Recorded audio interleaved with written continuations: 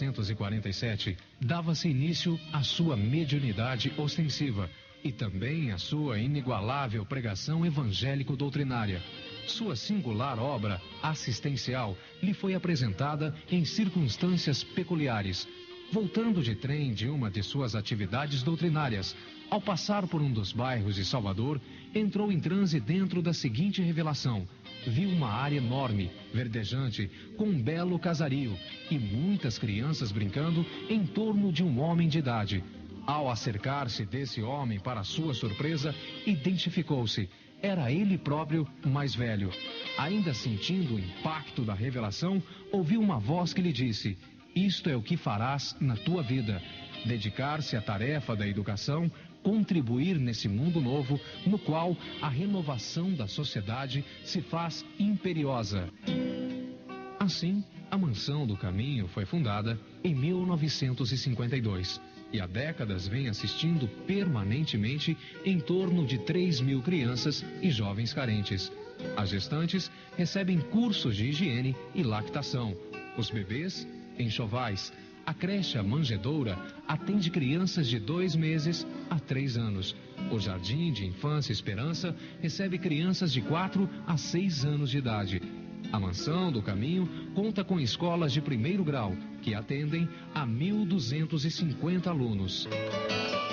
No setor profissionalizante, a Mansão do Caminho propicia cursos: tapeçaria, artesanato e trabalhos manuais, mecânica de automóveis, sapataria e trabalhos em couro, marcenaria de alto nível, padaria, que inclusive fornece os pães para consumo na instituição, curso de datilografia, curso gráfico com prática gráfica própria, onde são impressos livros e mensagens do médium, escola de enfermagem Irmã Sheila, biblioteca, ao todo são 4, em apoio às atividades culturais, cozinha geral, onde é servida a alimentação dos trabalhadores da instituição e de quase 1.000 crianças semi-internas.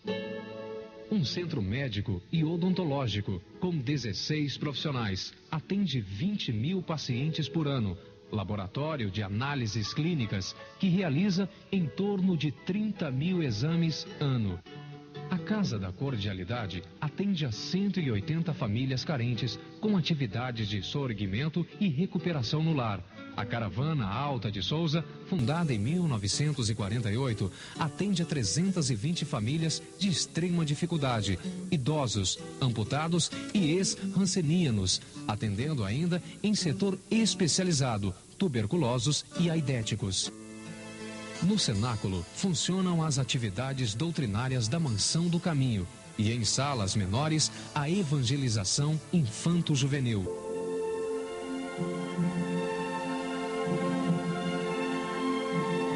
Divaldo Pereira Franco é natural de Feira de Santana, Bahia. Todo o seu trabalho assistencial e doutrinário é exercido gratuitamente. Através de sua mediunidade, vieram à luz mais de 130 títulos, cuja venda propicia em torno de 70% da receita para a manutenção das atividades sociais da Mansão do Caminho. Trabalhou no IPASE, Instituto de Previdência e Assistência dos Servidores do Estado, desde 1945 até se aposentar. Por méritos e serviços prestados à humanidade, já recebeu mais de 20 comendas, títulos honorários e homenagens diversas. Nesses seus 50 anos de apostolado, não se limitou apenas às atividades assistenciais.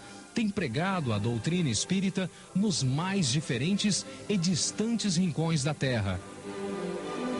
Se atentarmos bem para esta gigantesca obra de divulgação do Espiritismo, concluiremos que, guardadas as devidas proporções, se Paulo de Tarso foi aos gentios, Divaldo hoje vai a todas as gentes.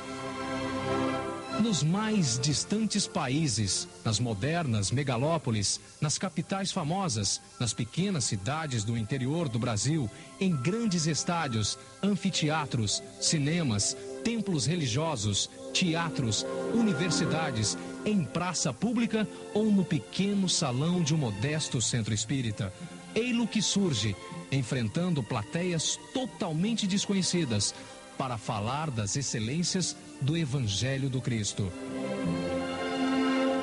Já proferiu mais de 4.000 conferências e palestras em quase todos os recantos desse imenso Brasil e visitou no Ministério da Palavra a 44 países. Divaldo, sem dúvida alguma, é a carta viva da doutrina espírita e certamente, como Paulo de Tarso, pode também dizer: já não sou eu quem vive, mas é Jesus Cristo que vive em mim.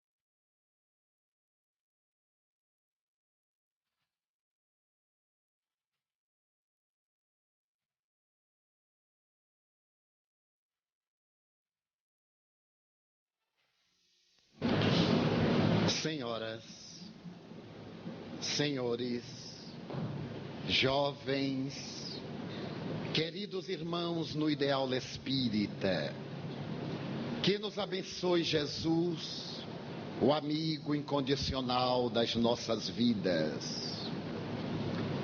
O admirável escritor francês Alberto Camus, que ofereceu à literatura várias obras de grande conteúdo filosófico, apesar de pessimista, escreveu também uma especial.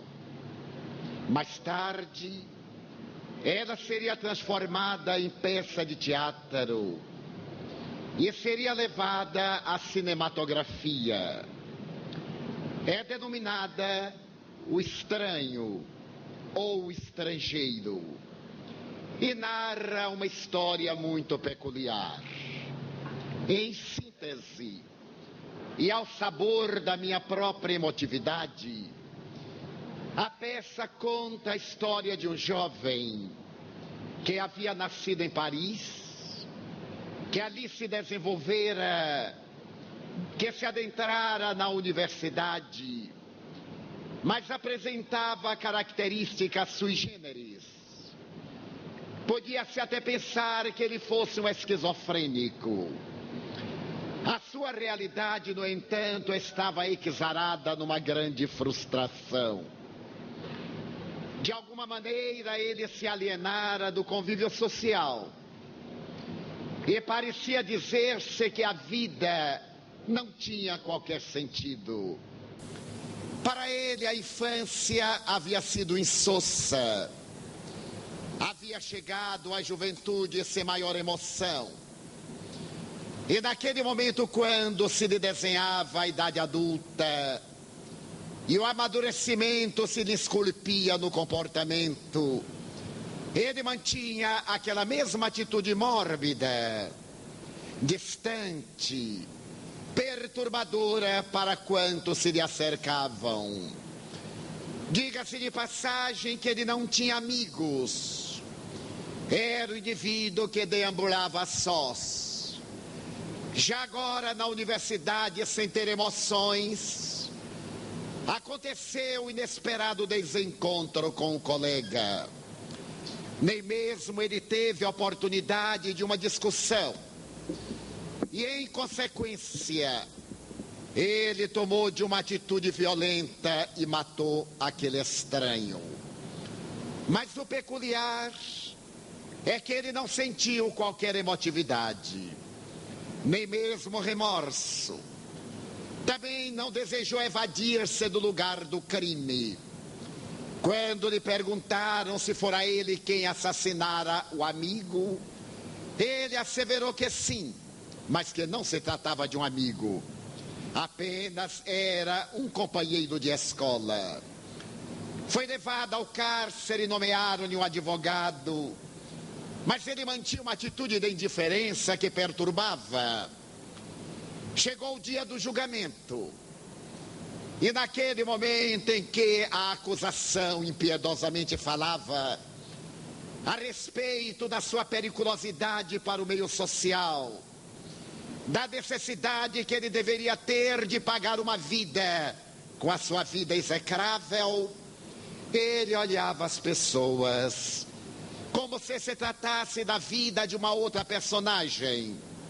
Nenhuma emoção. Ele acompanhou o desenrolar de todos os acontecimentos, como sequer estivesse presente naquele ambiente. A defesa, sem dispor de melhores recursos para poupar-lhe a vida, produziu uma arenga superficial. E mais tarde, no desenrolar daquele drama, quando o juiz perguntou-lhe abruptamente se fora ele quem matara o colega, ele respondeu que sim. E ao ser interrogado por qual motivo o havia assassinado, ele novamente disse que, em verdade, para matar alguém não era necessário ter um motivo. Ele foi desacatado e silenciou o adversário. Mas olhava aqueles semblantes quase com um pouco de mofa. Um desejo insopitável de sorrir. Ele era um homem de temperamento gris, que vivia numa paisagem cinzenta, profundamente amargurado. O juiz então aguardou que o corpo de jurados declarasse da sua culpabilidade ou não. E depois de todas as peripécias de um julgamento demorado, ele foi considerado culpado. E como lhe pesavam graves responsabilidades, o juiz perguntou-lhe antes de dar a sentença se ele desejava dizer alguma coisa, ao que ele redarguiu indiferente que não tinha nada a declarar. O juiz então disse-lhe que, de acordo com a Constituição francesa, ele deveria pagar o crime hediondo, tendo a sua vida ceifada pela guilhotina. Mas ele não teve reação. Acompanhou a cena como se não estivesse envolvido emocionalmente. Foi levado para o corredor da morte. Periodicamente ele via sair alguém que não retornava, até o dia em que chegou a sua vez. Trazido um sacerdote católico para ouvi-lo, ele se recusou. E avançou intrépida ou morbidamente pelo corredor, ao pátio da prisão, subiu àquele hediondo local. E como manda a Constituição francesa, ali estavam representação dos cidadãos parisienses. Ele olhou aqueles rostos igualmente patibulares. E pela primeira vez, enquanto ele olhava a arma de José Guillotin, ele experimentou um frêmito. Teve uma emoção. Recordou-se de que a sua infância havia sido uma infância sem qualquer alegria. Ele não se lembrava de ter sido amado, mas também não se recordava de haver amado alguém. Pela tela da memória ele evocou aqueles dias que são risonhos na vida de todas as vidas. Mas a dele era uma vida tão peculiar que ele não se lembrava de haver corrido trepado em árvores, batido e apanhado. Tudo era tão nebuloso. Na memória que desfilava o roteiro da sua existência, as cenas passavam como que por detrás de uma cortina. E ele não sentia emoção. Como ele gostaria que houvesse sido diferente. Ele gostaria de ter tido pais que o amassem e até que batessem nele. Ele gostaria de ter corrido, de ter tido amigos e ter sido acidentado. Ele gostaria de ter tido uma infância, mas ela não existiu. Evocou a adolescência, o período dos conflitos. Nem se lembrava de conflitos especiais. Pela primeira vez ele desejou ter sido jovem, ter namorado, ter dialogado, ter experienciado várias emoções. Ele não lembrava sequer da sua primeira experiência sexual. Ela havia transcorrido como se fosse de uma outra pessoa. Não havia guardado registros. Quanto ele gostaria de poder dizer-se nesse momento que ele havia amado. Que alguém lhe disse esta frase carinhosa: eu te amo. Chegara a esse momento decisivo da vida. Adentrara-se pela Universidade de Paris, o santuário da cultura, o templo do saber, mas ele não teve emoções. Como ele gostaria de ter vivido de uma forma diferente. Não se sentia culpado, nem também responsável. É que tudo nele era diferente. Ele se adentrou pelo pórtico da universidade como se estivesse atravessando a porta de um mercado. Olhava aquela juventude álacre, os pares que passavam de mãos dadas arrulhando palavras especiais. Ele não, era um solitário, mas agora ele gostaria de ter podido dizer ali pelo Boulevard de Saint-Michel, ou talvez no outro lado da cidade: eu sou universitário, eu sou um triunfador. A vida se me desdobra atraente. Logo mais eu terei uma profissão. Eu serei um executivo ou um profissional liberal. Quero dizer que a vida tem um significado para mim. Mas não, ele não sentia nada.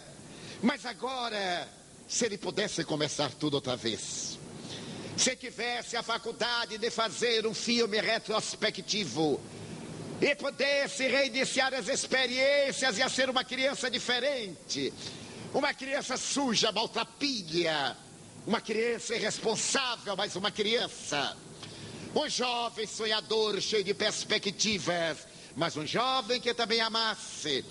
Ele desejaria adentrar-se outra vez pelo recinto da universidade, cantando a Marselhesa. Ele desejava, mas neste momento acercou-se-lhe o algoz que lhe ia decepar a cabeça e perguntou-lhe se desejava colocar o capuz, como mandava a legislação. E ele disse que não, já que não havia vivido. Ele queria ver a morte como era. Pedia licença para morrer contemplando-a, contemplando a destruidora do corpo.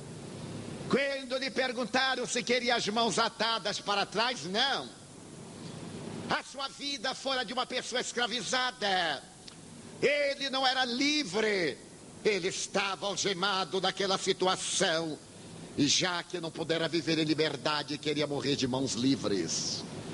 Levado até a guilhotina, ele ajoelhou-se, colocou a cabeça no lugar especial. Ainda olhou aqueles rostos que deveriam dizer que ele havia sido executado, pagara com a vida que roubara. Ele desejou sorrir, mas era uma carantonha. E então ele disse: eu desejava. Não terminou a frase. A lâmina desceu e num golpe surdo a cabeça caiu sobre o cesto. E Alberto Camus narra na tragédia desse cotidiano que essa é a história da sociedade do seu tempo.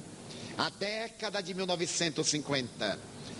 É a história trágica de cada um de nós.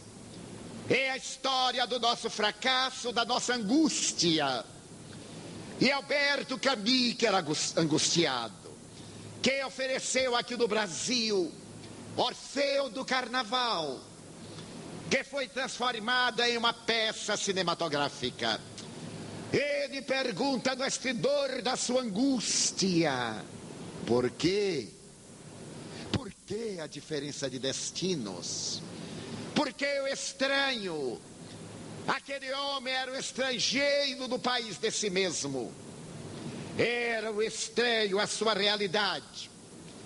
Aquele homem era alguém que se não conhecia. Como ele pudera ter vivido ou vegetado se ele não se conhecia? Joana de Ângeles, espírito, na sua obra O Homem Integral da Nossa Psicografia, fazendo uma análise panorâmica sociopsicológica dos dias que nós vivemos, assevera que estes são dias tumultuosos. Vivemos um contexto anárquico. Perdemos o endereço de Deus e perdemos o endereço de nós mesmos. Até poderíamos dizer que constituímos a grande massa das pessoas vazias, esvaziadas de ideais. Se perguntarmos en passant qual é o objetivo da sua vida, a pessoa tomará um choque e diz: bem, ganhar dinheiro. Para quê? Bem, porque para ter poder. Para quê? Para gozar. E depois, ainda não pensei. Então somos pessoas vazias, cujas metas estão colocadas psicologicamente de uma forma equivocada. Ter para poder e poder para nada. Esquecemos que mais importante do que ter é ser uma pessoa plena. Quando se é, o que se pode, o que se tem é secundário, porque a pessoa pode tudo. Pode porque é livre, pode porque é cheia de ideais, porque se realiza. Mas em nosso contexto histórico, vivemos dias de muitas pressões. Todos nós, pelo menos na grande maioria, somos vítimas de alguns dos 4 inimigos apontados por Joana de Ângeles. São 4 adversários da nossa existência, que nos levam a mecanismos psicológicos de autodefesa. O primeiro adversário da nossa vida pode ser chamado a rotina. A maioria de nós é constituída de pessoas rotineiras. Fazemos as mesmas coisas, quase sem emoção. Residimos no subúrbio, trabalhamos na cidade. Deitamos tarde e levantamos cedo.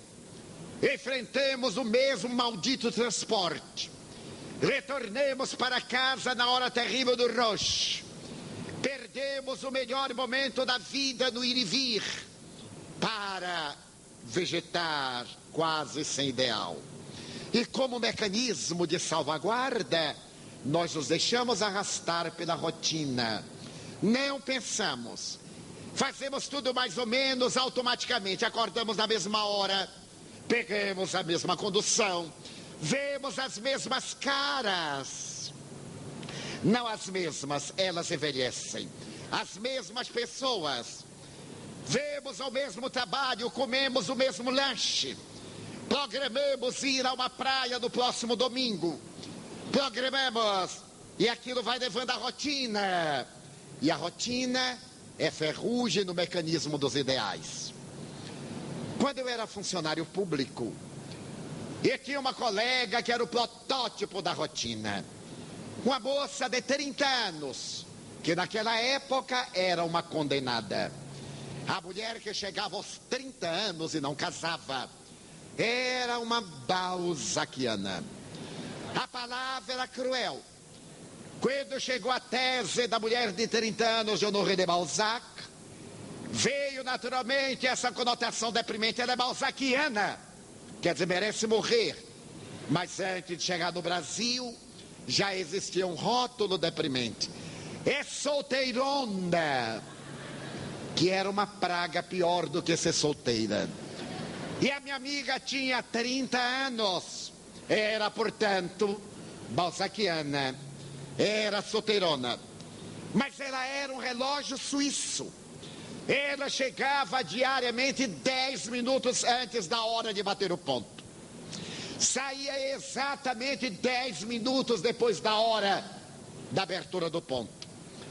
Chegava sempre com o mesmo riso, o mesmo penteado, a mesma depilação de sobrancelha, aquela coisa arcada horrorosa.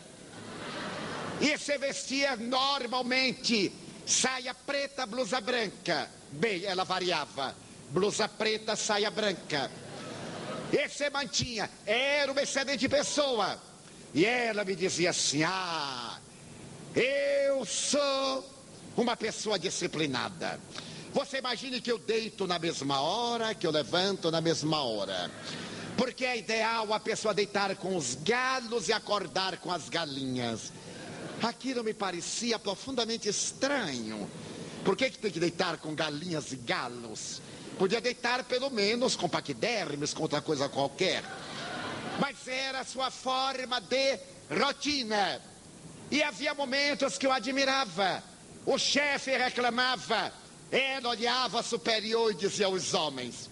Levantava os ombros e não dava importância. Eu perguntava: você não se importa? Ele, se eu me importar, eu enlouqueço. Ele é desequilibrado, meu filho. Na rotina. Ninguém perturba a minha rotina. Era a sua defesa. Havia em Salvador uma sociedade de cultura chamada Sociedade de Cultura Baiana. Essa sociedade trazia uma vez por mês uma personagem lírica, um artista, um cantor, pianista, violinista, um coral, para ser apresentado à sociedade baiana. Foi um período lírico da cultura brasileira, a década de 50. E ela era sócia da SCAB. Ela ganhava muito bem. E eu, que era datilógrafo, ganhava muito pior. Então eu tinha uma inveja, porque ela era da SCAB. Sempre que havia espetáculo, ele perguntava: amanhã você vai à SCAB? Não, Divaldo. Mas você não é sócia? Sim, em dia. E não vai? Não. Porque se eu for, o espetáculo termina às 11 e eu me deito às 10. Mas quando eu me aposentar, eu irei. E eu dizia: meu Deus, e para que ela paga? Chegou a Salvador uma grande contralto norte-americana. Era uma cantora extraordinária. E eu gostava muito dessa voz. Eu tinha alguns discos, 78 rotações. E perguntei à minha amiga: olha esta aí, Marian Anderson, a maior contralto do século. Ela se vai exibir no domingo. Era uma sexta-feira, sábado não trabalhávamos. E eu comecei a preparar o campo para pedir o bilhete. Então ele disse: é a melhor voz do mundo. Ela foi a única mulher negra que cantou no enterro do presidente Roosevelt. Foi a primeira negra a entrar na Casa Branca. Por aí você tem ideia da grandeza dessa mulher. Você irá ao espetáculo? Não, Divaldo. Estou deixando para quando me aposentar. Mas você tem um bilhete? Tenho, Divaldo. E não vai usar? Não, Divaldo. Mas é horrível. Vai ficar o lugar vazio na plateia. Já imaginou se várias pessoas fizerem isto? Vai dar a impressão que a cantora... Mas quando eu me aposentar... E disse então... Para que a cantora não tenha uma decepção com a Bahia, empreste-me seu bilhete para eu encher a poltrona. Ela disse: mas Divaldo, você acha que eu não vou? E você vai desfrutar no meu lugar? negativo. Trabalhe e quando você se aposentar, você irá. E eu não fui, porque quando eu me aposentei já era espírita, não deu mais tempo. Muito bem. E ela continuava. Ele dizia, fulana, vá à praia. Ela era aquela pessoa pálida. Ele dizia assim, vá à praia, quando eu me aposentar. Mas você deve ir ao teatro, quando eu me aposentar. Foi lançado pela editora Saraiva um trabalho monumental. No ano de 1949, eu psicografei a mensagem que veio assinado nome especial, Selma Lagerlöf. Eu olhei aquele nome, nunca eu houvera ouvido falar. Era uma história. E havia observado o espírito que desencarnara no corpo físico com idade avançada. Uma senhora simpática, que puxava um pouco da perna, claudicava. E ela me contou que era uma contista sueca. E havia sido a primeira mulher na literatura a ganhar o prêmio Nobel. Ela me falou muito da sua vida e eu fiquei fascinado. Mas como não havia na literatura brasileira, na época que eu saiba, nenhuma tradução de Selma Lagerlöf, agora a editora Saraiva lançava uma coleção de obras, Prêmio Nobel, 10 escritores do Prêmio Nobel, entre eles Selma Lagerlöf. E ela comprou, e eu vi os livros, encadernados em percalina com as letras de ouro, 10 volumes. Quando eu vi Selma Lagerlöf, eu perdi a paz e disse, meu Deus, eu gostaria de lê-la para conferir o estilo. Não havia publicado, e até hoje só publiquei uma pequena história. Então eu perguntei, mas que maravilha! Para ler esses 10 livros, senhores, notem a técnica. Para ler esses 10 livros vai gastar muito tempo. Depois que me aposentar, não. Mas você só vai ler depois de se aposentar? Estou comprando, preparando a minha biblioteca para quando eu me aposentar. Mas então, já que você não vai ler, você me poderia emprestar esse de Selma Lagerlöf? Mas, Divaldo, você é gozado. Eu não vou ler o meu livro, dou para você. Você leva para casa, lê, machuca, suja, me devolve. E eu vou ler um livro já gasto. Depois que eu me aposentar, eu leio e lhe empresto. E morreu antes de se aposentar. Daí a rotina é um grande adversário do indivíduo. A pessoa não vive, repete clichês, mas quem não é vítima da rotina de Joana de Ângeles cai na ansiedade. Eu tenho certeza que muita gente aqui está ansiosa que eu acabe logo. Não vou acabar. Vai ser 1h10 e olhe lá. Mas a gente é ansioso. Quem está aqui está ansioso para ir para casa, para ligar aquele terrível programa daquela horrorosa novela que tem 40 anos, comer o mesmo sanduíche, tomar o mesmo refrigerante e dizer, tomara que já chegue amanhã. E quando chega amanhã, tomara que já chegue de noite. Quando chega de noite, ai meu Deus, tomara que já chegue domingo. Que chegue o Natal. Quando chega o Natal, eu detesto o Natal. São pessoas que estão no lugar que nunca chegarão. O ansioso é uma pessoa que não vive, transfere. Eu tenho amigos que me dizem, Divaldo, daqui a 10 anos, eu digo, estamos todos desencarnados, eu quero viver agora. Por que eu vou esperar viver daqui a 10 anos? Vou perder 10 anos para viver 15 minutos. Eu então vivo agora 15 minutos que valham 10 anos. A ansiedade é um tóxico que combure como ácido sulfúrico a nossa vida. Se a rotina é uma ferrugem na engrenagem da alma, a ansiedade é o ácido sulfúrico que nos corrói por dentro. O ansioso está sempre inquieto, até no amor.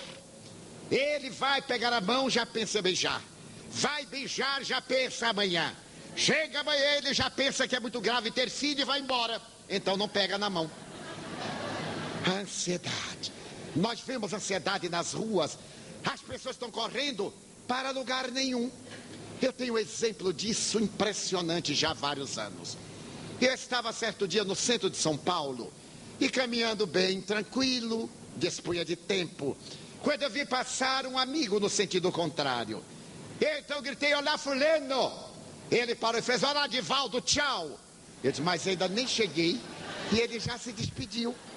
Como eu não estava fazendo nada, eu corri e disse: mas como, tchau?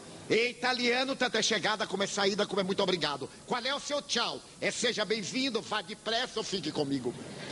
Ele disse: tchau, eu estou muito atarefado. Eu disse: bem, então eu vou ao seu lado, faz tantos anos. Que prazer. Muito obrigado, Divaldo, mas eu estou muito apressado. Pois não. Aí eu vi uma lanchonete e eu disse: será que dava para tomar um cafezinho? Ele disse: Divaldo, não posso. E era até eu quem ia que pagar. Mas, Divaldo, não posso. E eu disse: mas... Aí eu fiquei atoleimado e disse: bem, me desculpe. Chegamos ao semáforo. O semáforo parou. Ele teve que parar, era paulista. Eu olhei para ele assim, sem graça, disse: você está de mal comigo? Porque assim as pessoas ficam de mal e a gente não sabe, tem que perguntar. De vez em quando eu pergunto: você está de mal comigo? Não, não. Ah, sim, eu pensei. Não, Divaldo, por quê? Ele disse: é porque da última vez a gente estava tão alegre, não é? Agora que eu reencontro... Divaldo, isso aqui é São Paulo. Você está pensando que isso aqui é Salvador? Já me ofendeu. E eu disse: não, eu sei que é São Paulo. Divaldo, aqui o tempo. Ele disse: ah, tá bem, muito obrigado. Ele ficou com pena de mim. Baiano, né, paulista, ele ficou com pena. Ele disse: bem, vamos tomar o seu cafezinho. Entramos. Eu, que não sou de conversar muito, palavra vai, palavra vem, palavra vai. Fui falando. E daí a pouco ele disse: Divaldo, vamos almoçar? Eu disse: como? 9 horas da manhã? Ele disse: não, meio-dia. Eu disse: já que a gente está aqui, vamos. E aí vai lá, vem cá. Divaldo, vamos merendar? Eu disse: mas devia tomar um café. Ele disse: já são 4 horas. Agora eu não posso. Agora eu tenho que correr, porque eu tenho uma palestra da federação às 20 horas. Eu ainda tenho que ir ao hotel, eu tenho que dar uma melhorada, já que a alma não está boa, melhorar o corpo. Então eu vou lá. Mas desculpe, você desculpe, eu tomei o seu dia todo. Meu Deus, de 9 da manhã às 4 da tarde. Você me perdoe, eu não tive a intenção. Ele me pegou pelos ombros e disse: muito obrigado. Eu disse: mas eu destruí o seu dia. Você estava tão atarefado. Ele estava: não. Eu estou de férias, cara. É que todo dia eu pego a pasta e saio correndo. Ele disse: mas você ia para onde? Para lugar nenhum. Eu disse: ah, muito bem, muito obrigado. Mas agora eu tenho que ir. Você vai falar na federação? Vou. Mas que bom, faz tantos anos que eu não vou lá. Eu digo: olha, chegue um pouquinho cedo, porque o salão é pequeno, quer dizer, quem chega depois não entra. Vá, vai ser um tema bom, fazer um tema jovem. Vá, até logo. Quando eu entrei na federação, ele estava lá sentado e me disse: vim direto. Porque ele não ia esperar chegar às 7 horas, ele foi logo às 4. Foi direto. Eu proferi a palestra. Quando eu terminei, ele me deu um abraço e me disse: você me trouxe de volta ao normal. Eu disse: mas como? Ele disse: eu já estou, e isso vamos dizer que foi no ano de 1970, eu já estou aí pelos 75, 76, porque eu estou adiantado, já estou fazendo plano para a década de 80. A ansiedade. Eu fui oferir uma conferência no interior do estado de São Paulo. Era uma cidade muito importante. E eu chego normalmente 1 hora antes para ver os amigos, para conversar. As pessoas dizem: mas Divaldo, eu não tenho pressa. Eu sou o último que sai. Eu queria conversar com o senhor. Pois não. Ah, mas tem muita gente. Não posso fazer nada. Mas, senhor Divaldo, eu digo: meu filho, eu fico todas as noites. Fique uma de 30 em 30 anos. O problema é seu. Ah, outro dia. Eu digo: ok. Ninguém pode dizer, ele não falou comigo. Sou o último. Eu saio com os que fecham a porta. Fecho a porta e vou embora. E então, eu cheguei uma hora antes. Sentei-me. Converso com um, converso com outro. Fui assinando. De repente veio um senhor. Ele me olhou e perguntou, o senhor é mesmo o senhor Divaldo? Eu disse, pois não. Senhor Divaldo, só falta meia hora para começar a conferência. Eu disse, não, senhor. Ainda falta meia hora. Mas, senhor Divaldo, já são 7h30. Eu disse, a conferência está marcada para as 8. Então, só falta meia hora. Eu disse, que coisa, né? Mas ainda falta meia hora. Ele diz, vamos ver se começa em um tempo. Eu disse, bem, eu já cheguei. Agora o problema é ali com o meu anfitrião. Ele saiu meio aborrecido, porque só faltava meia hora, ainda não tinha começado. Aí ele andou. Eu continuei assinando. Daí a pouco retorna o cavalheiro. Seu Divaldo, só faltam 15 minutos. Eu disse, meu amigo, ainda faltam 15 minutos. Mas, seu Divaldo, eu disse, veja bem. Ainda tem pessoas que estão em casa, que ainda vão tomar banho, vão se vestir, vão jantar e ainda vão chegar em tempo.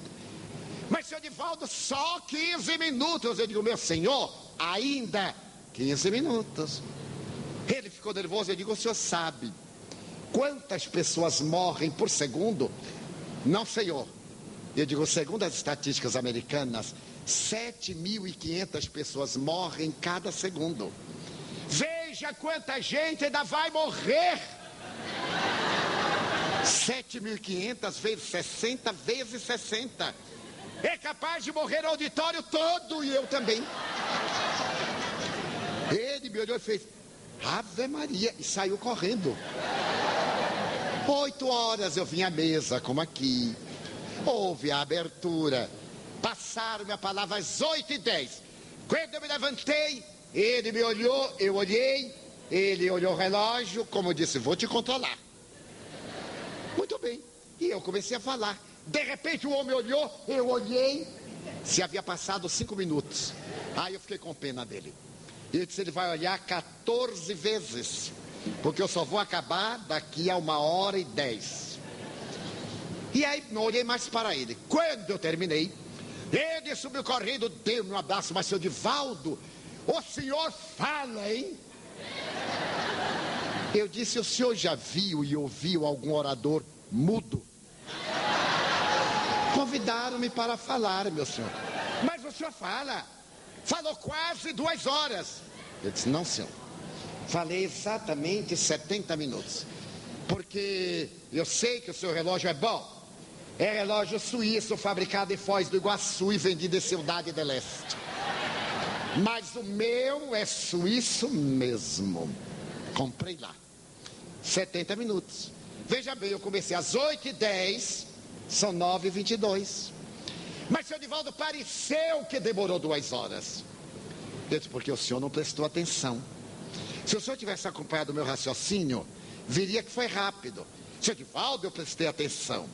Eu então resolvi dar-lhe o golpe de misericórdia. Eu perguntei qual foi a parte que o senhor gostou mais. De tudo, tchau! E saiu correndo. O ansioso é um mecanismo psicológico. Para poder evitar problemas, a gente se torna um problema.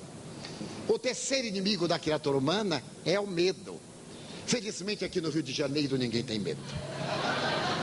Esse adversário é cruel, porque ele faz parte dos nossos instintos básicos.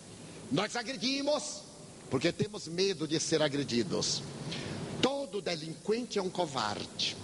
Ele primeiro reage, porque ele sempre sabe que o outro pode agir. Daí ele agride, ele mata. Vivemos a hora do medo. Temos medo de tudo. Temos medo de andar, temos medo de pegar transporte, temos medo de avião, temos medo de sair, temos medo de ficar em casa, porque não há garantia. Temos até medo de amar. Se uma pessoa nos disser assim, sabe que eu amo você, a gente, o que será que está querendo de mim? Porque nós estamos armados, porque não amamos. Daí o medo tomou conta de nossas vidas. porque nós estamos desestruturados emocionalmente. Eu tenho uma amiga aqui do Rio de Janeiro, que é uma senhora que no passado tinha chofer, tinha automóvel de luxo, e o marido era muito zeloso. Certo dia, o chofer não veio e ela deveria ir a Copacabana. Telefonou ao marido, ela chamou um rádio-táxi e disse: eu iria à casa de fulana e às 11 horas eu chamaria um outro rádio-táxi e estarei em casa, não se preocupe. Assim fez. Às 11 horas, quando ela desceu da casa da amiga e aguardava chegar o táxi, ela percebeu que um homem estava olhando-a. Ela estranhou. O homem olhava fixamente, quis até falar. Ela virou o rosto. E o homem foi se aproximando e ela foi andando. E o homem seguiu. Ela acelerou o passo. Ele também. Ela correu.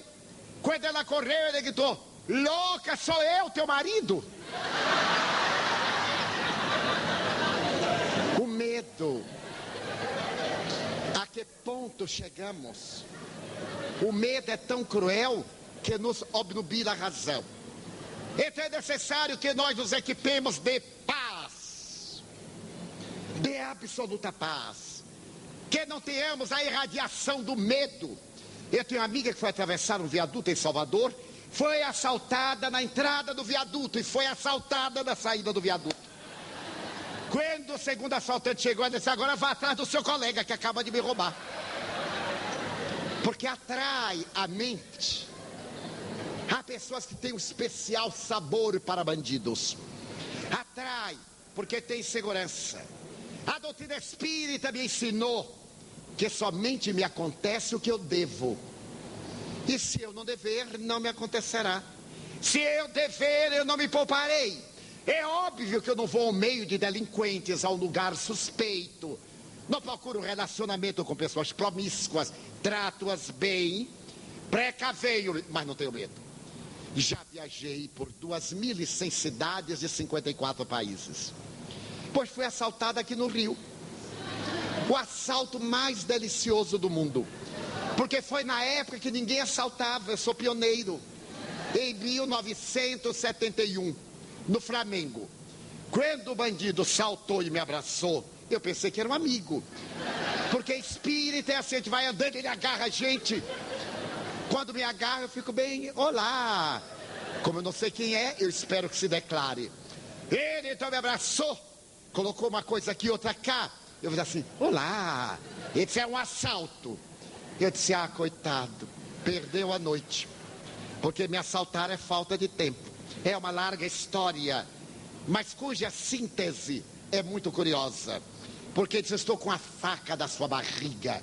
Eu sou egresso da penitenciária Lemos Brito. Já matei um. E você vai ser o próximo. O que é que leva aí? Eu não levava nada. Porque eu tinha ido fazer um culto evangélico na casa de uma amiga. Só usava o relógio, não uso carteira. Eu sou meio que a rainha Elizabeth. Eu não carrego dinheiro, não carrego nada. Relógio e caneta. Portanto, podem avisar que é perda de tempo me assaltar. Então, ele disse: mas não leva nada. E me ofendeu. Como é que o sujeito chega na sua idade? Imagine, em 1971, se fosse hoje. Eu perguntei: qual a idade? Ele disse: como é que chega na sua idade e não carrega nada? Eu disse: eu não sabia que ia ser assaltado, aí eu não trouxe. Meus amigos, ele me deu uma bofetada. E eu disse para ele assim, cara a cara: você é um covarde. Você é um grande covarde. Se eu quiser reagir, eu derrubo você, porque eu sou mais forte do que você. Mas eu não tenho medo de você. Eu sou espírita. Eu acredito na imortalidade da alma. E se você me matar, você me faz um grande benefício.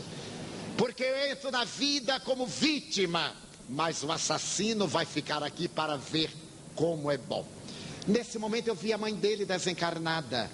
Ele disse: você está falando que matou um, você matou dois. Você matou o seu padrasto e a sua mãe morreu de desgosto. Dona Carmencita, o ladrão tremeu. Ele disse: ela já morreu. Eu digo: morreu nada. Ela está aqui ao seu lado, lamentando ter posto no mundo um bandido como você. Agora, solte-me. Ele titubeou, disse: solte-me. Ele soltou. Eu fiquei mais surpreso do que ele. porque eu não esperava. Os senhores imaginem que eu não senti nenhuma emoção, nem raiva, nem medo. Era um rapaz de 26 anos, eu estava, não vou dizer quantos. Então eu olhei para ele e disse: qual é o seu problema? Ele disse: é fome. Ele disse: então vamos ao meu apartamento que eu lhe darei comida. Porque dinheiro eu não dou a malandro. Agora comida sim. Aonde o senhor mora? Ele disse: aqui pertinho. Vamos lá. Porque agora, depois desse choque, eu também estou com fome. Vamos lá comer. Mas o sistema nervoso da gente é uma surpresa. Eu me encostei assim à parede e ele disse: muito obrigado por me ter soltado. Ele disse: por quê? Eu disse: porque eu tenho muita gente conhecida. Você já imaginou 10h30 da noite, nós dois aqui agarradinhos embaixo de uma árvore, até eu explicar aos espíritas que era o assalto. Como os espíritas não têm mau juízo de ninguém. Foi bom você me ter soltado. Ele então soltou e disse: vamos ao apartamento do senhor. Eu queria ir, mas as pernas não. Então, medo é um grande adversário, é inimigo nosso. E o quarto inimigo é a solidão. Vivemos uma época de pessoas solitárias. Quase todos nós nos queixamos de solidão. Até quem é casado, até quem tem família. E a pessoa diz: eu me casei, mas agora eu noto que a pessoa é errada. Solidão está na moda. Mas por que que existe a solidão? Só existem solitários porque ninguém deseja ser solidário. Pois eu sou solteiro e jamais senti solidão, porque eu amo. Não fico dizendo eu te amo. Isso não se diz. A gente demonstra pela paciência, pela bondade, pela forma de ser, pela perseverança, pela solidariedade do momento do problema. Deu na hora da alegrias mesas fartas, dificuldades mesas vazias. Na hora em que nós nos dispusermos a amar, a estar ao lado de alguém, nós teremos alguém ao nosso lado. Daí Joana de Ângeles diz que é um momento muito paradoxal. Esses quatro inimigos estão, algum deles está, ou estão alguns, na maioria de nós. Por quê, meus irmãos? Há 180 anos na Inglaterra, um pensador, Thomas Hardy, teve a ocasião de declarar: o homem moderno da sua época perdeu o endereço de Deus. Aonde está o endereço de Deus? Jesus disse: se vos disserem que eu estou aqui ou ali, não vades. Porque o endereço de Deus é dentro do próprio coração. É necessário aprender a viajar para dentro. Contam uma pequena história de grande profundidade, que no começo deste século, Deus estava cansado da criatura humana. A criatura humana somente se recordava dele para pedir, para reclamar, para xingar, para blasfemar. Ele resolveu reunir a corte celeste e disse: eu vou me mudar do céu, porque eu me mudando do céu, as reclamações não me alcançarão. Eu desejo ir para o lugar em que a criatura humana não saiba. As reclamações virão para aqui e os senhores não me mandam. Então os anjos, arcanjos, querubins, as potestades ficaram tomadas de espanto. Ainda mais quando eles disseram dos senhores: determine-me o lugar onde eu deverei morar. Um querubim disse: Senhor, eu tenho uma ideia. Se o senhor for morar na lua, que é um lugar maravilhoso, o senhor vê o sol, o senhor vê a terra, pode contemplar o universo. A criatura humana não sabe, e o senhor estará em absoluta tranquilidade, ninguém vai perturbar. Deus sorriu e, como é presciente, como sabe antes, projetou o pensamento e disse: a lua não serve, porque eu me dou conta que dentro de alguns anos povos do leste e do oeste chegarão à lua. Vocês podem imaginar eu ter que aguentar americano e russo conversando comigo? A lua não serve. Então o anjo disse: eu tenho uma ideia. O senhor poderia ir para o Triângulo das Bermudas, as águas mais profundas da terra. E quando todos sorriram, Deus parou, meditou e disse: não serve. Porque eu posso perceber que no futuro um certo francês, Jacques Cousteau, vai chegar lá com seus batiscafos. E quem é que aguenta um francês cara a cara? Eu quero ir para um lugar em que não me encontrem. Então ninguém teve ideia. Mas havia um anjinho de terceiro mundo. Um anjinho que era varredor do céu. Era anjinho brasileiro. Ele estava no céu, porque no céu também tem brasileiros. E onde brasileiro está, joga coisa no chão. A tarefa dele era varrer o céu. Então o brasileirinho levantou a mão e disse: Senhor, eu tenho ideia. Foi um escândalo. Os anjos de primeiro mundo olharam para ele com desdém. Imagina aquela coisa, carioca, o que poderia fazer? Ele ficou tranquilo. E Deus ficou com pena. Fale, meu filhinho, qual é a sua ideia? As harpas paraguaias pararam. As asas deixaram de movimentar-se. Então o anjinho brasileiro apoiou-se na vassoura e disse: eu sei de um lugar no qual o senhor poderá asilar-se. E somente raros chegarão até lá. Aqueles que chegarem não serão para reclamar, serão para bendizê-lo, para louvá-lo. E Deus disse: que lugar é esse? Ele disse: o coração do próprio homem. Se o senhor for morar no coração do homem, só os que mergulharem. Então, a partir daquele dia, Deus passou a morar no coração da criatura humana.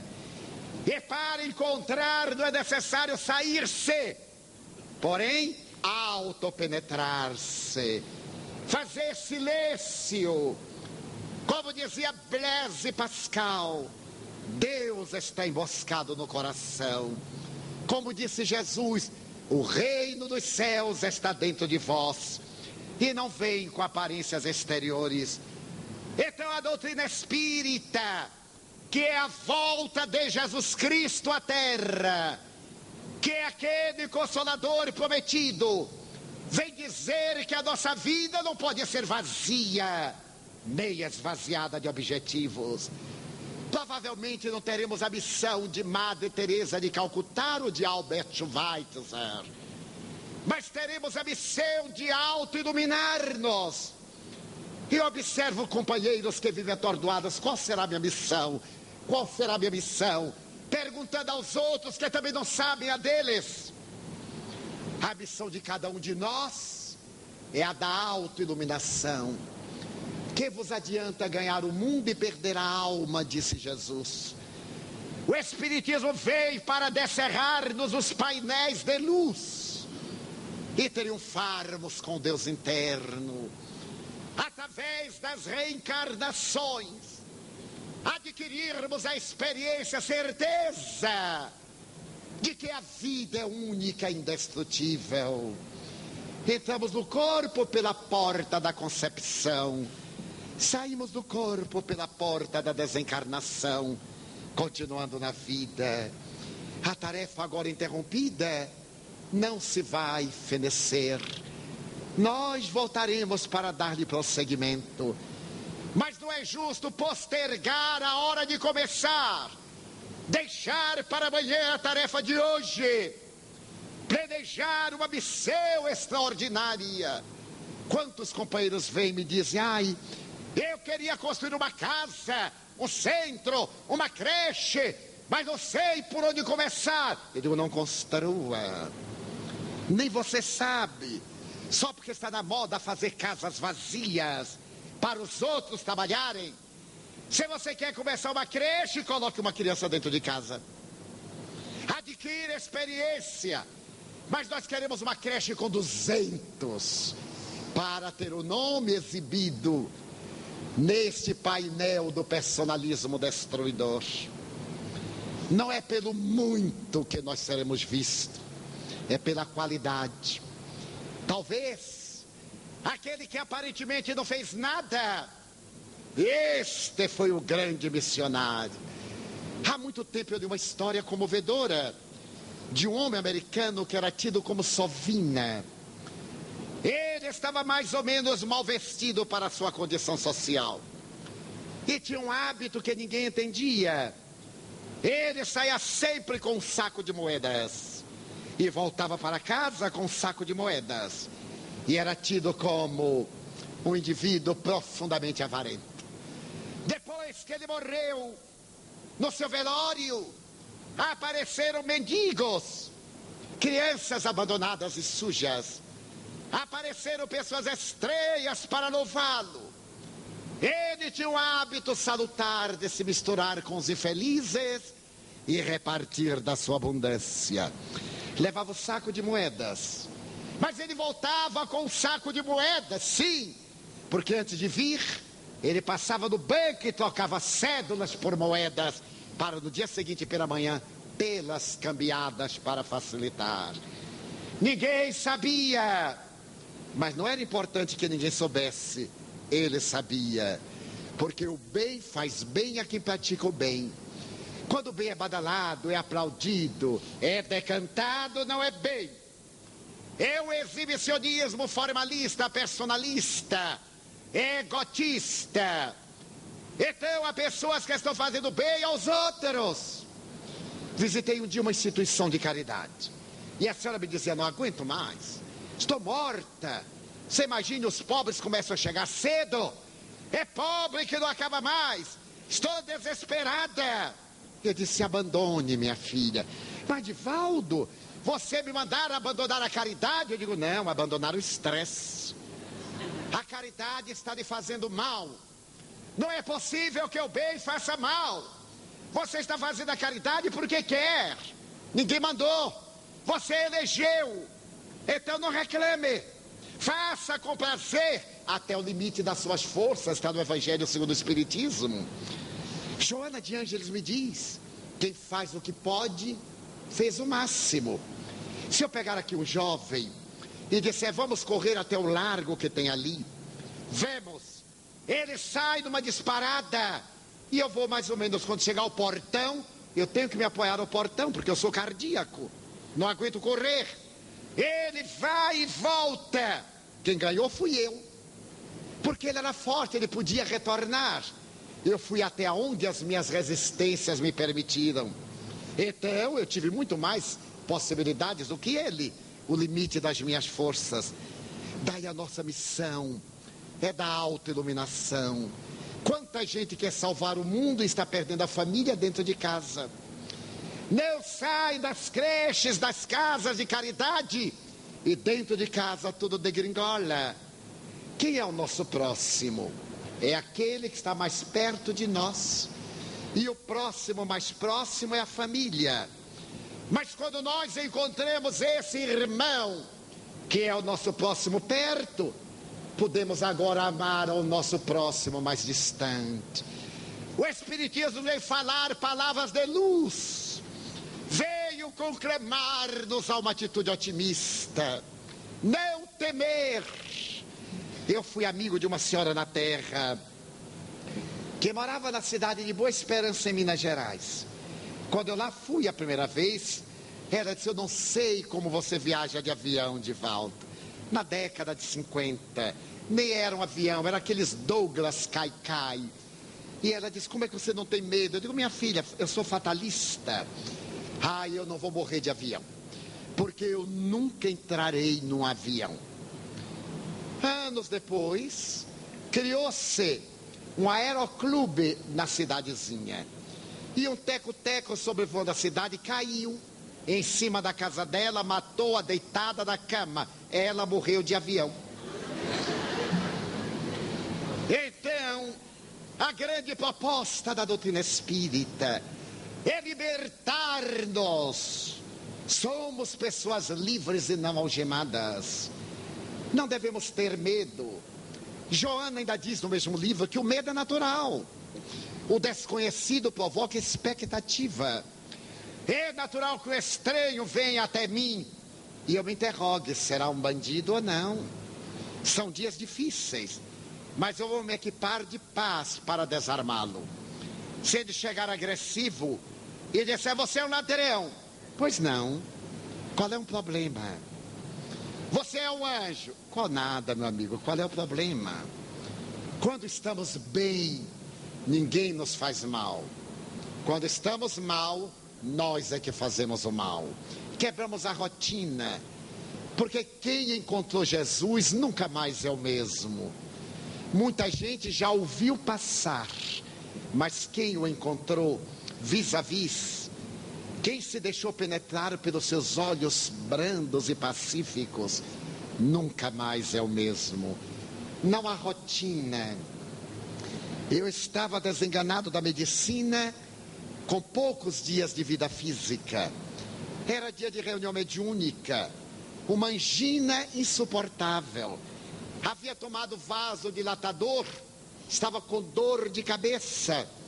Todos os vasos dilatados, a cabeça doendo. E o coração que eu mal podia respirar. Era dia de sessão mediúnica. Eu não podia me mover, nem respirar. Quando me apareceu Joana de Ângeles, me olhou e me perguntou, o que fazes? Eu disse, será que ela não sabe que eu estou morrendo? Eu disse, minha irmã, eu estou muito mal. Eu estou 95% morto. E ela me respondeu jovial, e qual é o problema? Tu não estás falando com alguém 100% morta? Sai da preguiça e vem trabalhar. Mas meu irmão médico me disse que se eu repousar, eu terei 2 meses de vida, dá tempo de arrumar a coisa. Mas se eu me exorbitar, o coração não vai aguentar. É que é melhor que tu morras com a mão no arado em poucas horas do que na cama da indolência em vários meses. Eu estou indo à reunião e tu tens 5 minutos. E foi. Eu disse, mas não é possível. Quem já viu um guia desse? Larga a gente na hora da morte e vai para a sessão dos outros. Aí eu fui à sessão, chamei alguém, era lá mesmo na Mansão do Caminho, fui cambaleante. Ah, meus irmãos, sentei-me, são 20 minutos de leitura.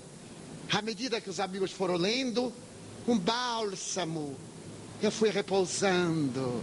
Aberta a reunião, eu fiz um transe. O benfeitor que diz as primeiras palavras era reunião de desobsessão. Depois uma entidade sofredora, perversa. A reunião desenvolveu-se. Depois uma psicografia. E na etapa final, ela voltou. E quando, 1h15 depois, acendemos as luzes, eu respirei bem. Sorri para os amigos.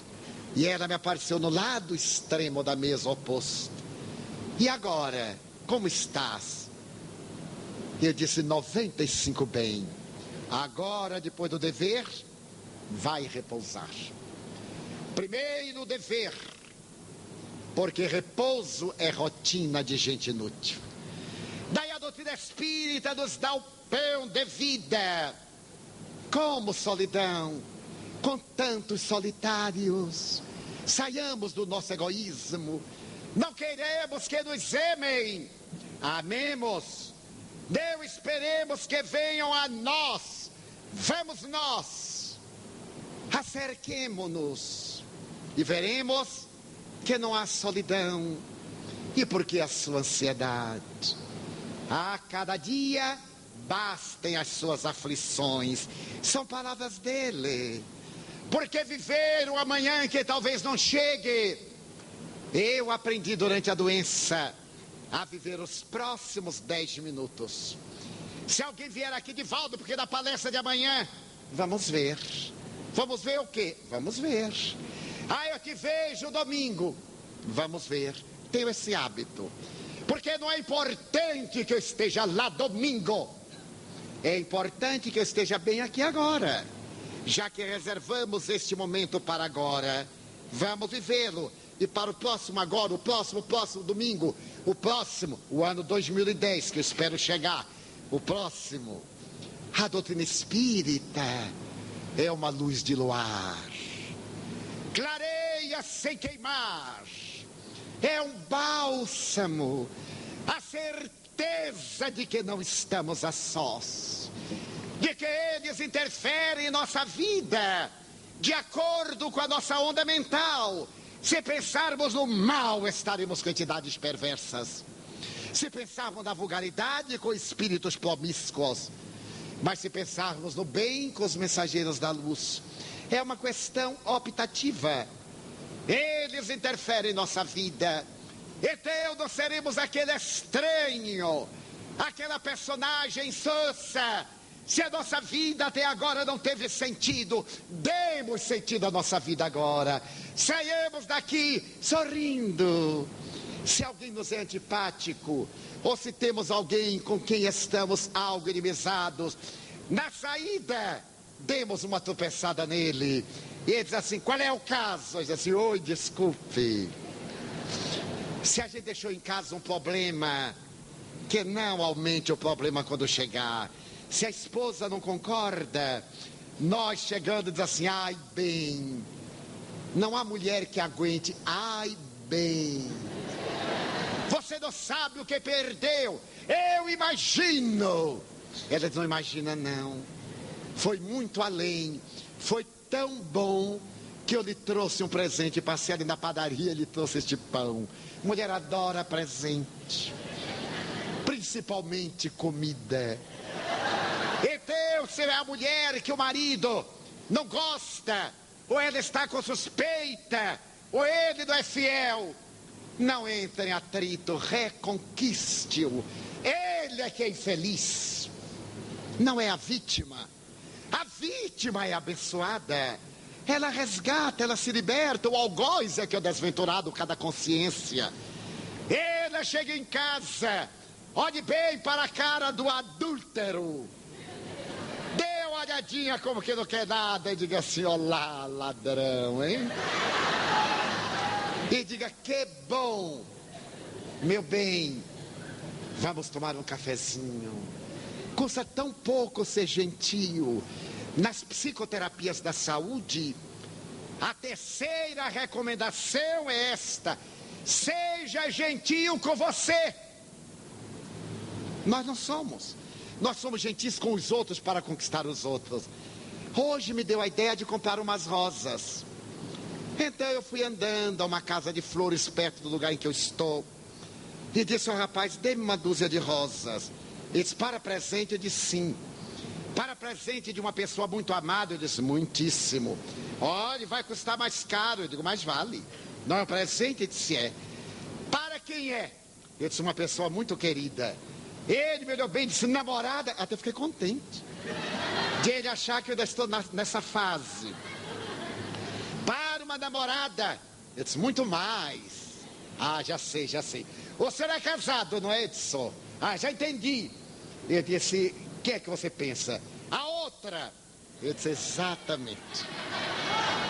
Aí ele fez aquele embrulho, colocou um laçarote, grampeou para lá, puxou para cá. Vou lhe dar mais uma rosa para ela. Eu digo, bote duas. Ele botou. Quando eu fui sair, ele disse assim, feliz encontro. Eu disse, já encontrei. Ele disse, como? Eu disse, eu estou dando presente a mim. Mas ao senhor? Ele disse, é. Por que eu tenho que dar sempre aos outros? Eu gosto de mim. De vez em quando também eu dou aos outros. Mas hoje pela manhã eu me olhei e disse assim, Edivaldo, eu vou lhe dar um presente. Dei uma olhada. Ele disse, não é todo dia que você está com a cara assim tão acabada. Então eu vou lhe dar um presente. Porque eu tenho estima. E digo, meu Deus, como eu lhe vou agradecer. Todo dia eu oro por meu pai, que foi instrumento de um corpo saudável. Pela minha mãe, que me deu uma carga de DNA maravilhosa, de ADN, que o Espírito pôde plasmar. Então nós necessitamos dessa gentileza. Primeiro, para a saúde é ame-se, alto amor. Segundo, perdoe-se. Errou, Ora esta, perdoe-se. Repare. Terceiro, seja gentil com você. Mas sabe o que é ser gentil com a gente? É não fazer coisas vulgares, não ter uma conduta dupla, é ser honesto para si mesmo, sem querer fazer autobiografia. Eu nunca me permiti dizer uma palavra chula, vulgar. Eu sei outras. E quando a pessoa vem e me diz, eu não rio. Eu olho porque eu me respeito. Se a pessoa vem me contar um drama e diz uma coisa vulgar, eu digo, não é necessário entrar em detalhe, porque eu sou velho bastante, eu entendo. Como está na moda dizer palavrão, a pessoa só diz o primeiro, porque o segundo eu não deixo. E se insistir, eu largo. Uma senhora me diz, mas Divaldo, você é tão? Eu digo, nada de tão. Eu já sou formada em coisa ruim, não quero fazer PhD. Então não quero. Aí a pessoa se respeita, porque eu exijo que me respeite. Não digo. Existem outras palavras. Não sou tão ingênuo, então eu não me permito, porque eu sou gentil para mim.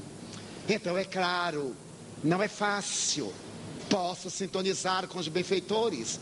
Eles veem socorro, mas encontram uma caixa de ressonância. Daí eu estava pensando e dizia a Ana Jaici, estou com vários temas e gostaria de dar esse presente a vocês. Sejam pessoas vivas, irradiantes, que não saia daqui nenhum estranho, nenhum estrangeiro, que se liberte desses 4 adversários. E se alguém tiver outros, a inveja, o ciúme, a maledicência, o remorso, o ressentimento, liberte-se e diga, meu Deus, eu sei que tu me ouves porque estás no meu coração. Aqueles que te procuram para reclamar da vida, permite que eu te diga, eu amo a vida. Para mim ela é consentida. Ó Senhor, muito obrigado pelo que tu me deste, pelo que tu me dás, pelo ar, pelo pão, pela paz. Muito obrigado pela beleza que os meus olhos veem no altar da natureza. Olhos que fitam o céu, a terra e o mar, que acompanham a ave ligeira que corre fagueira pelo céu de anil e se detém na terra verde salpicada de flores em tonalidades 1000. Muito obrigado, Senhor, porque eu posso ver meu amor, mas diante da minha visão eu detecto os que caminham na solidão, os cegos, que sofrem na multidão, que vivem na escuridão. Por eles eu oro e a ti eu imploro comiseração, porque eu sei que depois desta lida na outra vida eles também enxergarão. Muito obrigado pelos ouvidos meus, que me foram dados por Deus, ouvidos que ouvem a música do morro, que desce com o povo na praça cantar. A melodia dos imortais que a gente ouve uma vez e não esquece nunca mais. A voz melodiosa, canora, melancólica do boiadeiro. A dor que geme e chora no coração do mundo inteiro. Pela minha faculdade de ouvir, pelos surdos eu te quero pedir.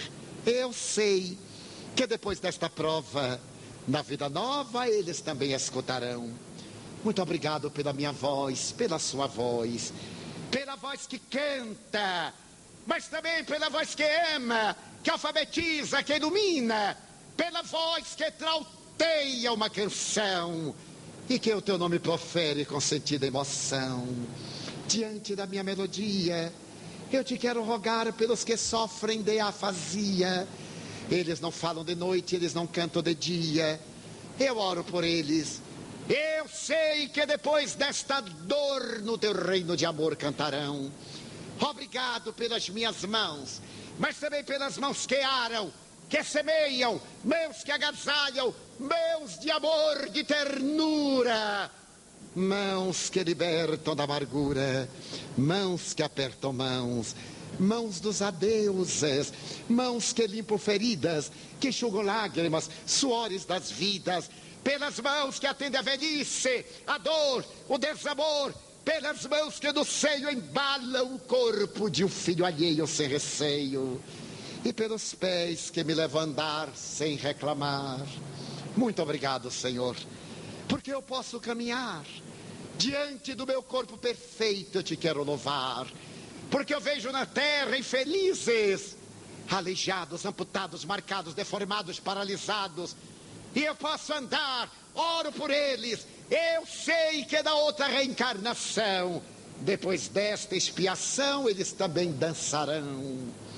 Obrigado por fim pelo meu lar. É tão maravilhoso ter um lar.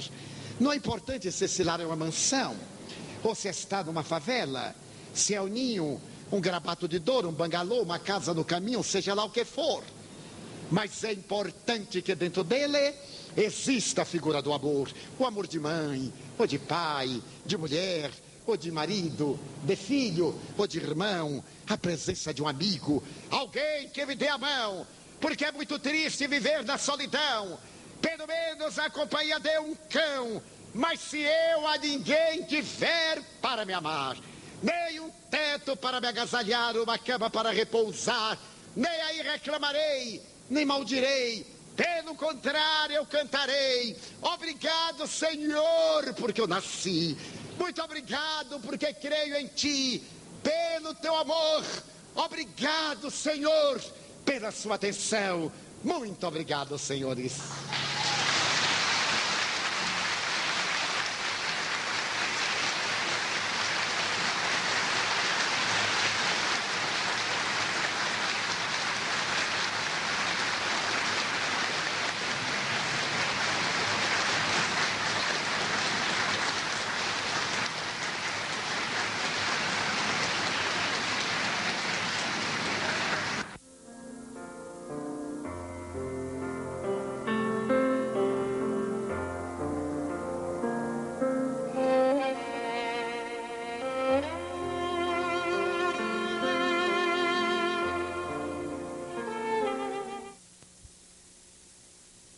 Com a realidade de uma visão unicista do universo, só existe o observado porque desperta o observador. Uma coisa em realidade só existe quando nós a detectamos. Enquanto nós não sabemos da sua existência, é óbvio, ela não tem uma realidade legítima. Portanto, ela não existe. É nesse momento que há uma interação entre o que nós observamos e somos observados pela coisa que observamos. É uma expressão na física que nos dá quase um poder egocêntrico. Enquanto eu não me dou conta, a coisa não existe. É uma manifestação de alguma forma que dá importância essencial ao ego que detecta, ao ego que percebe, ao ego que se manifesta. É curioso, portanto, notar que esse período egocêntrico vai abrir agora o espaço para o período racional, que é o período no qual nós nos encontramos. E Miray Lopes, o psicólogo cubano-espanhol, estabelece que não há faixas demarcatórias desses vários períodos. Podemos estar no período racional e sermos uma pessoa profundamente mítica. Um grande número de nós acredita em talismãs, em coisas mágicas, em fórmulas adrede estabelecidas para mudarem o nosso destino, na interferência dos astros em nossas existências, na programação que existem os signos zodiacais para a nossa realidade evolutiva. Também acreditamos, dentro dessa fase mitológica, que a visão de um gato negro traz a miséria. O canto de uma coruja à noite simboliza a morte de uma pessoa amada. E aí derivamos para o estado onírico mitológico. Sonhar com casamento é morte. Sonhar com morte é felicidade. Essas interpretações tabus, que tem muito a ver com o nosso período mítico, mas que está presente mesmo na nossa fase racional. Noutro momento, apesar de sermos indivíduos profundamente racionais, da alta tecnologia, da ciência mais avançada, somos também indivíduos de manifestações primárias, que estamos mais reagindo do que agindo. temos o discernimento da consciência, no entanto, conduzimos a nossa forma de viver através